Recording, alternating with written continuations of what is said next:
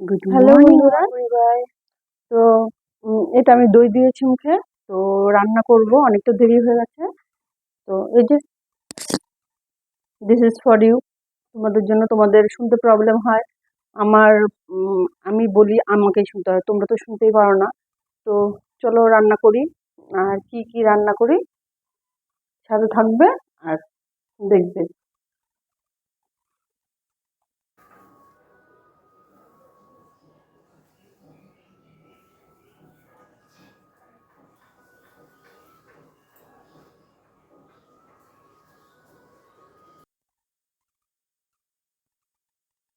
তো রান্নাতে চলে গেলাম।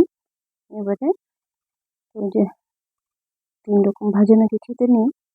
তো লাউ চোচা ছিল একটুখানি, একটা আলু ছিল, একটা গাজর ছিল, আর তোমার কি আরো 2-1 রকম সবজি দিয়ে 4 রকম করলা ছিল 2-4টে। তো সব দিয়ে কিন্তু পেঁয়াজ দিয়ে মিক্স ভাজা একটা করেছি। এই ভাজাটা কিন্তু গরম গরম ভালোই লাগে বলো। আর রান্নাটা অনেক দেরিতে করছি তো, আর 12:30 12:30 বেজে গেছে। তো পুচু আসবে, তো ওই জন্য এই টাইমে যেহেতু রান্নার ঝামেলাটা বেশি ছিল না আর কি। কি হয়েছে বলো তো, কালকে না লাউয়ের তরকারি একটুখানি ছিল, বেঁচে গেছে আর কি। তো কেউ তো ছোবে না। আর লাউ তরকারি আমি বের করে রেখেছি ফ্রিজের থেকে, ওটা আমি খেয়ে নেবো, কেউ ছোবে না। তো এই ভাজাটা করে নিব। আর তোমাদের বলছি, পুরো ভিডিওটা দেখো, যেখানেই থাকো ভালো থাকো সুস্থ থাকো, এটাই কামনা করি। আর কৃতজ্ঞতা তো জানানোর ভাষাই নেই, ওটাকে কৃতজ্ঞ জানাবো। মানে তোমরা এইভাবে পাশে থাকবে আমি সত্যি সত্যি বলছি, ভাবতে পারিনি। তো দুটো ওভেনে কিন্তু একবারে ভাত আর ভাজা একবারে বসিয়ে দিয়েছি, যাতে করে ঝটপট হয়ে যায়। যদিও অল্প রান্না, বেশিক্ষণ লাগবে না, তবুও তাড়াতাড়ি এই কারণেই করার চেষ্টা করছি যে সকাল থেকে না এই টুক টুক টুক টুক করতে করতে বেশ খানিকটা কাজ হয়ে গেছে। এই হয় না যে এটা মুছো ওটা মুছো, মেয়েদের তো থাকে।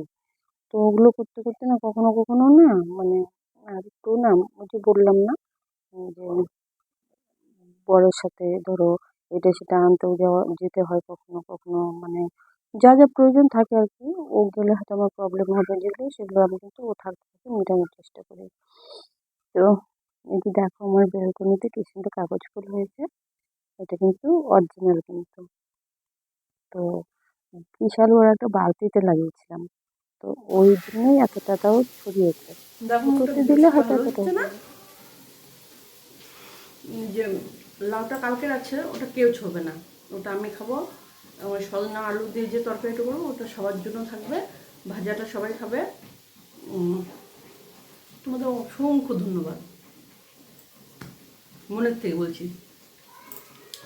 সাদা মনে কোনো কাদা নেই, পরিষ্কারভাবে বলছি, কৃতজ্ঞ তোমাদের কাছে। সবাই ভালো থেকো।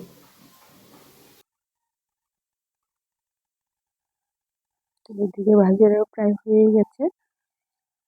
কটা কাঁচা লঙ্কা দিয়েছিলাম, ওগুলো একটু গেলে গেলেছিলাম যাতে করে একটু ঝাল ঝাল হয়, কারণ এমনিতে করলা দেওয়া হয়েছে, প্রচুর খাবেই না। তো ওই ভাজার ফাঁকে ফাঁকেই আমি টুকটুক করে এসে এসে কাজ কিন্তু করে নিচ্ছি। তো কয়েকটা বাসন ছিল, ওটাও মেজে নিলাম। হয় না যে রান্না করতে করতে কিন্তু অনেক বাসন জমে যায়। এবারে গোটা রান্নাঘরটা যদি দেখো, তোমরা বলবে ছি দিদিটা বা বৌদিটা কি নোংরা। সেটা কিন্তু না হয়, মানে অনেক কিছু না এত ছড়িয়ে যায়, সে তো বলো যে মশলার কৌটাপাতিগুলো, তারপরে এটা সেটা, আর গ্যাসটা তো নোংরা হয়ই, তেল ছিটকোয়। তো এই করে আমার খুব সমস্যা হয়ে যায়। তো এগুলো কিন্তু পরিষ্কার করতে অনেকটা সময় লাগে, ভিডিও বানানোর পরেও মোটামুটি অনেকটা সময় রান্নাঘরেই দিতে হয়।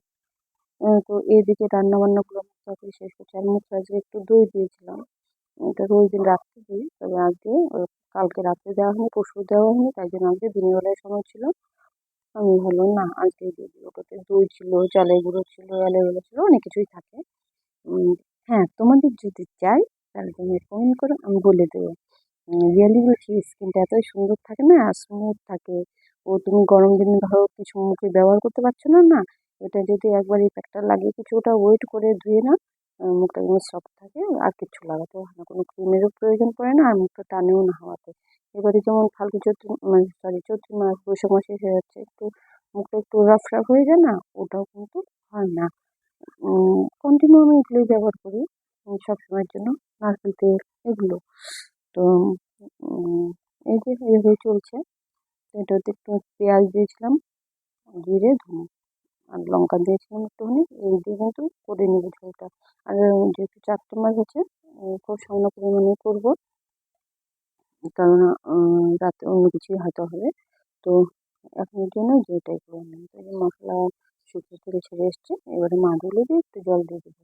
তো জল দেওয়ার পরে তো অনেকটা সময় তো কষলাম, হয়তো আধাই সেদ্ধ হয়েও গেছে, অল্পই জল দেবো। তো তরকারির কালারটা চেঞ্জ হয়ে আসলে নামিয়ে নেব। তো 4খানা মাছই ছিল, ওটাই দিয়ে দিলাম। আর সবাইকে বলছি শুভ নববর্ষ। হুম, আমরা সবাই যারা যারা বাঙালির শুভ নববর্ষ মানাই বা আদার যে সমস্ত লোকজন আছে সবার জন্য করছি শুভ নববর্ষ। পয়লা বৈশাখ চলেই এলো, কাল পরবে সংক্রান্তি। তো এই করেই তো আমাদের দিনগুলো চলে যাচ্ছে সবারই, ভালো মন্দ সব কিছু মিশিয়ে। সবসময় মাথাটাকে ঠান্ডা রাখবো, চলতে হয়, তাহলে সব কিছু ঠিকঠাক থাকে। তো এই যে আমাদের রান্না মোটামুটি শেষ হয়ে গেছে, তো নামিয়ে নেওয়ার পালা। আপনারা দেখতে থাকো, পুরো ভিডিওটা দেখুন, আর লাইক শেয়ার সাবস্ক্রাইব অবশ্যই করো। আর ভুল হলে সেটা জানাতে ভুলুন। তো সবাইকে